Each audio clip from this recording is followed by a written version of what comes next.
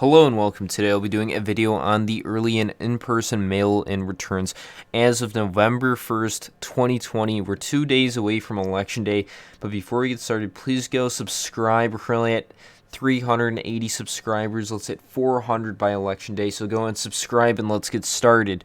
So there's currently been 84.5 million votes cast in mail-in and early voting. There's expected to be between 150 and 165 million votes this election. That's a 20 to 35 million vote increase from the previous election. We currently have about 2/3 of the previous elections voting in as well. With early and mail-in voting, we're expected to get around 100 to 110 million votes in just through the early and mail-in vote. We're expected between 40 and 60 million day of election vote. We're going to be looking over the swing states and project where they're going from where they're currently standing.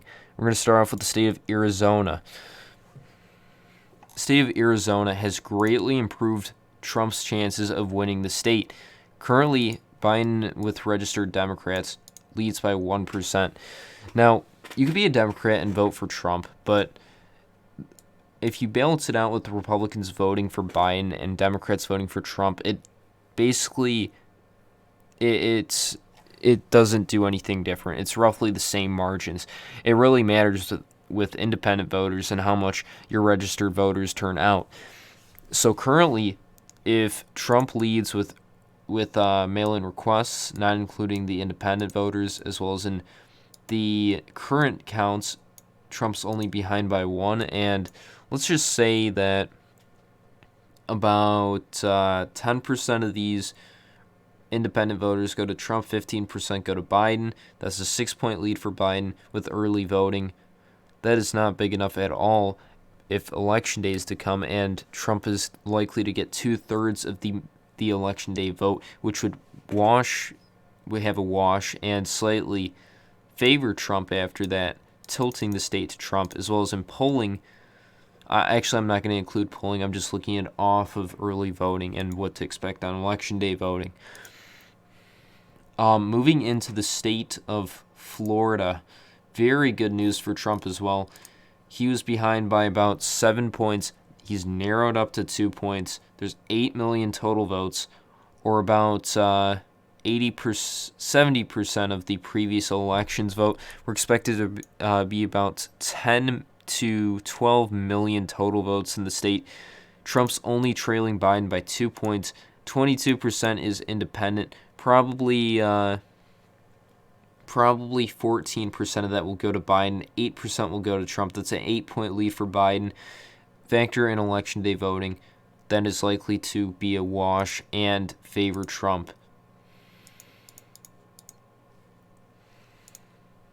Biden would have to at least get, in my opinion, a probably 10-point lead in early voting in the state to win it over Trump. Going into the state of Georgia, this is very good news for Trump's campaign and not a big worry for them, in my opinion, anymore. 51% are registered Republicans, 42% registered Democrats, 7% independents. If Biden wins all the independents, that still gives Trump a 2-point lead over Biden.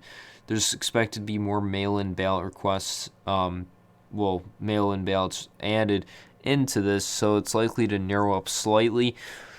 I still see the state going to Trump probably 2 to 4 points, but that's a good sign for him in the early voting at the moment.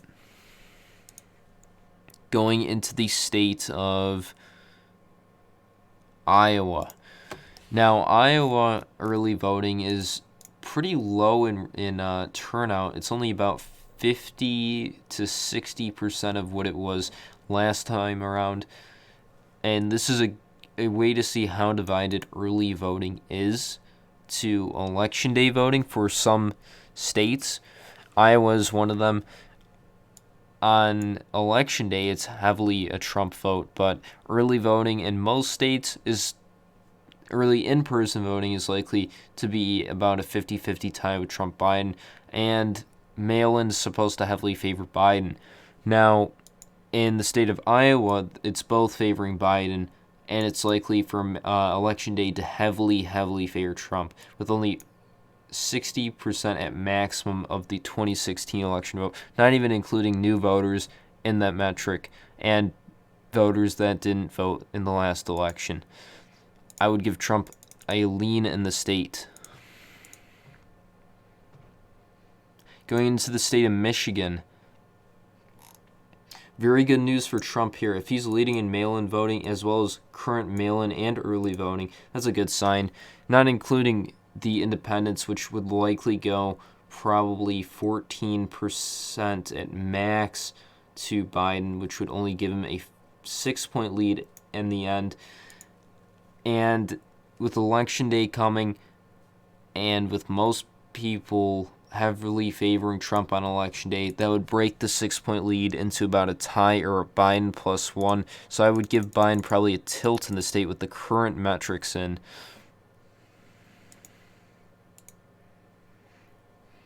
Going into the state of Minnesota, this is a state that Trump's been putting a lot of time into. This is another state you could see a large divide in mail-in early voting compared to in-person voting.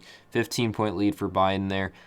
31% Trump, 46% Biden, 23% independent.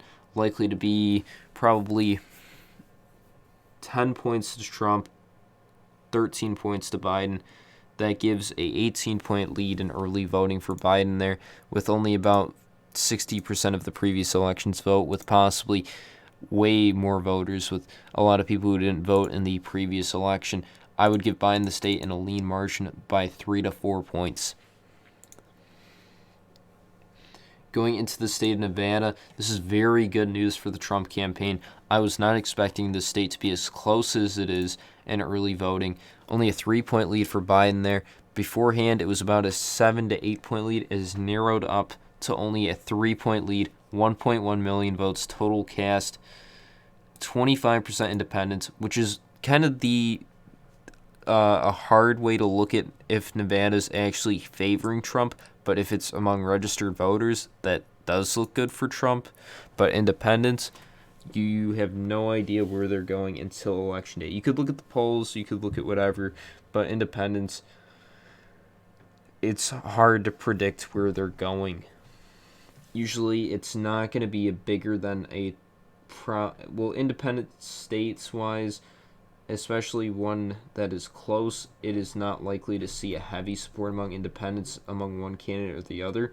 So likely Nevada will be under a 5-point margin for a Biden victory or under a 3-point margin for a Trump victory. I see the state slightly favoring Biden, but due to these statistics, I see it as an actual close election there. I would predict the state to go to Biden probably 3 to 5 points, but among these the state are currently in, it's under 1% in my opinion.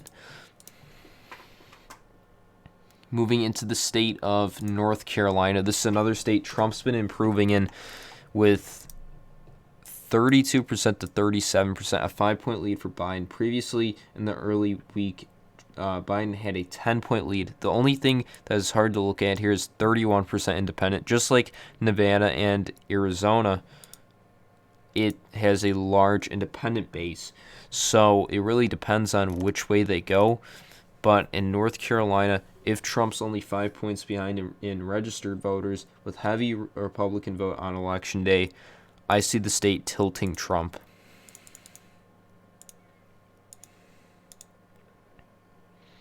Moving into the state of Ohio, just alone in mail-in ballot requests, 48% are registered Republicans, 38% registered Democrats, 14% independents.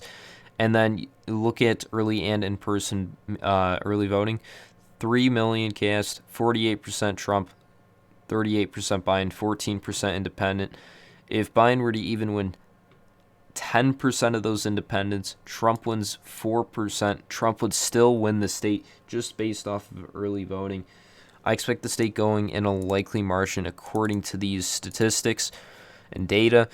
If Trump leads 10% in early voting, not including independents, and is even close to that 50% mark, it's going to be a likely margin. Probably between a 6 and 8 point victory. Moving into the state of, where am I at? I had just done Ohio. So Pennsylvania. This is a state you could see a huge divide in with early mail-in voting compared to election day voting. 67% going to Biden, 23% Trump, 10% independent. Now, this state, even in polling, is very close. 3 to 4 point lead for Biden there. That's in the margin of error. Election day vote is going to be very heavy in the state. This is not even half the vote of 2016. This is only about 40%. So we're going to see a heavy turnout on election day. I see the state going really either way, so I will not characterize it over this data with very low turnout and a very divided way of voting. From Pennsylvania, we're going to Texas. Now, Texas, this is a very good sign for Trump. We already have about the same vote as we did in 2016. There's going to be very high increase in voting in Texas. Already 53% registered Republicans, 36% registered Democrats, 11% independents. That already shows a Trump victory in the state. There's polling that shows a Biden victory. I do not at all see that. I think Texas has a 98% chance of going to Trump unless something really changes in early voting or election day, not like no Republicans come out in the state, which I still think there's going to be pretty high turnout, probably about 2 to 3 million votes just on election day, with 2/3 of them favoring Trump, a third favoring Biden. I see the state going likely Trump, probably 6 to 8 point victory for Trump there. Going into the state of Wisconsin, this is more good news for Trump's campaign. There's about 60% of what the 2016 election vote was in. 43% Trump, 35% Biden. Even in mail-in requests, 43-35. There's more registered Democrats in the state, slightly more. But independents, 22-22. If Biden won even 15%, it would be a tie. That's not even including election day voting.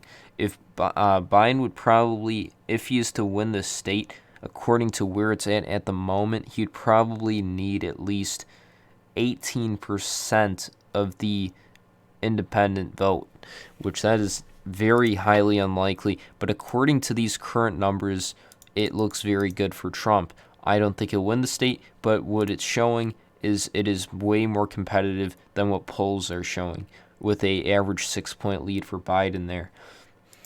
Going into the state of New Hampshire. Now, this is a state that Biden has done very good in, even though the Trump campaign has done a couple of events there. This is also a state you could see a great divide in mail-in early voting and election day voting. 51% Biden, 22% Trump, 27% independent. Biden at 51% is a good sign for his campaign. I do believe his campaign will win the state probably by 4 to 5 points. There's a huge improvement over Clinton's less than 1% victory, so it's a good sign in the Northeast for the Democrats. Now, Pennsylvania, I will not call. It is too close, in my opinion, and too divided to predict what will happen. But if Trump were to win the state, he would win the election according to what the states are showing because of these statistics. I'd be pretty close to actually predicting something like this. The only differences I would make is Nevada would be lean Biden, Michigan lean Biden, Wisconsin lean Biden, Iowa likely Trump, and Pennsylvania tilt Trump. I otherwise see the numbers like I've been predicting. Thank you for watching. Please go like, comment, and subscribe. Let's hit 400 subscribers by election day. I was about to say end of the month. Election day is only 2 days away, so please go subscribe. Thank you for watching.